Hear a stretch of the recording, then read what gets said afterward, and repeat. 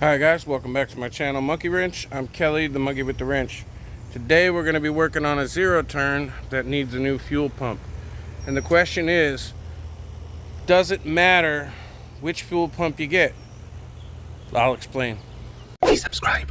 We're going to be working on my 34Z Gravely because it's the one that I have here that I have easy access to, and I can show you exactly what I'm talking about. So I get questions all the time. How do I look up the fuel pump for my machine? And I've got several choices when I look, and does it matter which one I get?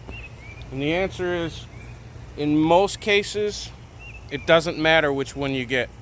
A fuel pump for a zero turn or a riding mower looks like this, and you can see it has 3 nubs on it. 3 places for a fuel line to attach. And when you're talking about a riding mower or a zero turn, you have 3 lines to worry about. You have the line that comes in from the fuel tank, goes to the fuel pump. You have a line that goes from the fuel pump into somewhere where it can get breath, usually a valve cover. And then you have one line that goes off of the fuel pump and goes to your carburetor. That's it. It's a very simple, basic situation. So the only difference is in the fuel pumps will be where these 3 hose connections are located. Now if I put this one next to that one, you'll see that the lines are not in the same place. On this one, they're both down on the facing straight down, and on this one it's facing backwards some, then down this way, where this one's facing forward. So 2 out of 3 of those fittings are not facing the correct way. But because fuel line is flexible, that doesn't matter either. So let me go ahead and show you how to pull off the old one, and we'll put the new one on and we'll see if it works. So in this case, on your fuel pumps, they usually connect in some way, and if you look on here you can see that my bolts don't even line up. So when I put that on, it's going to be cocked the wrong way. Take off your bolts. In this case it's 10 mil.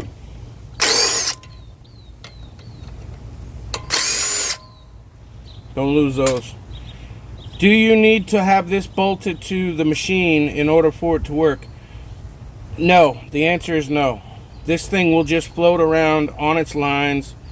It doesn't have to even have screws. Now if you have the screws, put them back in, hold it in place. Remember, you have an air inlet right here in the center. Sometimes they're on the front, sometimes they're on the back. Make sure that they're cleaned out. If you have a fuel pump failure, sometimes it could just be clogged. The other thing to look for is broken hoses, especially on the line that goes to your valve cover, because what that does is send a pulse from your machine into your pump, and that's what makes the fuel pump go.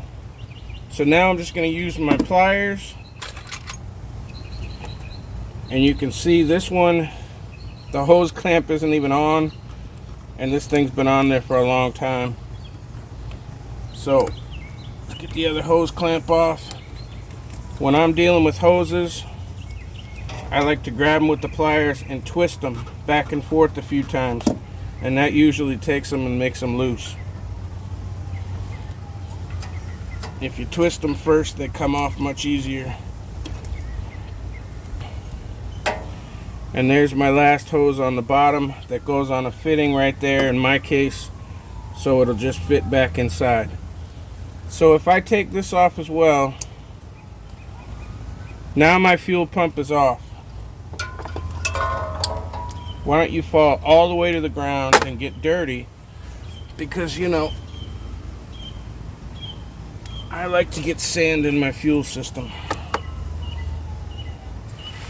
Now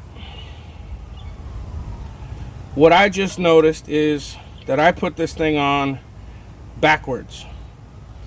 If it faces out this way, it looks exactly the same as the one that I have. So we already know that's going to work.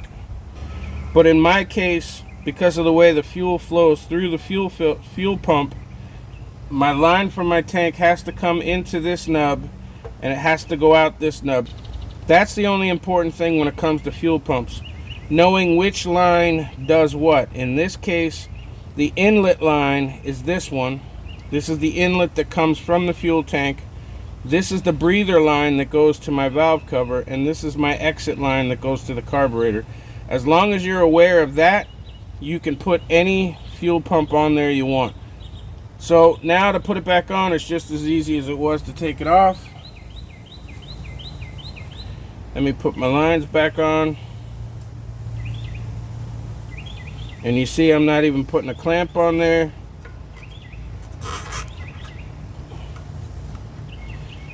I'm going to put this one back.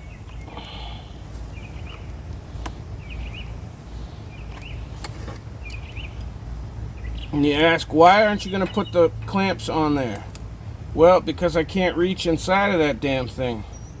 There's no room. I can't even get the camera in there to show it to you because there's no room. The whole thing's only 2 fingers tall. I could get a clamp on the hose on the actual fuel pump, but I can't get down there to get a clamp on the bottom to hold it in place. But the fuel pump itself is going to be held in place, so that's not going to be that much of a problem. And I've never had it come off on me, and this is my personal machine. So now I've got my lines put back on.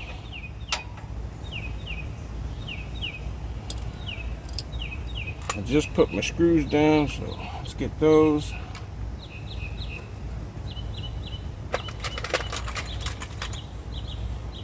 These are just bolts, they're not screws, but you know, parts are interchangeable in my head. Screw has a point, a bolt has a flat end. Now that's it. Make sure that your hoses are on all the way. It's just that easy to change out a fuel pump.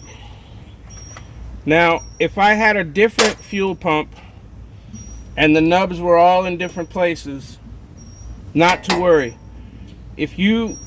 Usually the center nub, if you look at it and there's 3, usually the center nub is the one that goes to your valve cover or into your motor. Some of them go into the block of the motor. But usually this is your pulse hose. Once you figure out that your pulse hose is there, you hook up the lines. If your fuel lines are already there, they're already going to reach, and they're already going to give you an idea of the way they're curved and kind of gotten hard over the years. They're going to give you an idea of which one they go to.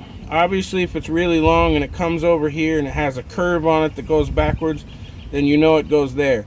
But if it's only long enough to come over here with a short curve on it to go right up to there, then you know it goes there. Put your lines on, give it a minute to start. It's going to take a minute to prime the pump and get these lines filled again. And then if you still can't start it after a few minutes, you can always swap this line for that line because you might have it on backwards. But it's a very basic system. It only works one way. So you have fuel coming in one way and going out the other. And once you figure that out, that's why I turned that one around originally, apparently, because I must have put it on like this and put my fuel line in and then put my fuel line out and realized it wasn't starting, so I switched it around so that my fuel would come in the other side, and that's what worked, because I never have diagrams for these things. So that's the only thing you might have to do, is swap one for the other. You're not going to hurt anything. You're not going to hurt the fuel pump. If you have fuel coming in the exhaust or the exit, you're not going to hurt anything. This thing's always full of fuel anyway. The diaphragm's only going to pump, and the check valve's only going to let it go in one direction. So all you have to do is flip it around and try it the other way. Let's see if it'll start. Now don't forget, we have to prime the system, so it might take a few seconds, a few minutes even, to get it to start. When you go to start it, you'll see that I hit the key, I hold it for 10 or 15 seconds, then I turn it back off. I don't want to burn up my starter, but I want to prime the pump, so you might have to do that a few times.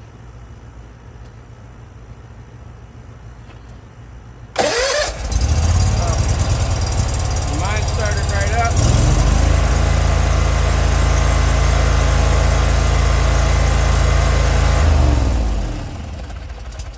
Most likely because I never moved my fuel lines. So the one coming from the pump was still full of fuel going to the carburetor, which was below it, and I never bent it down to get the fuel out of it. And the other one is gravity fed because my tanks are up here above my fuel pump. So yours might take a minute more to start.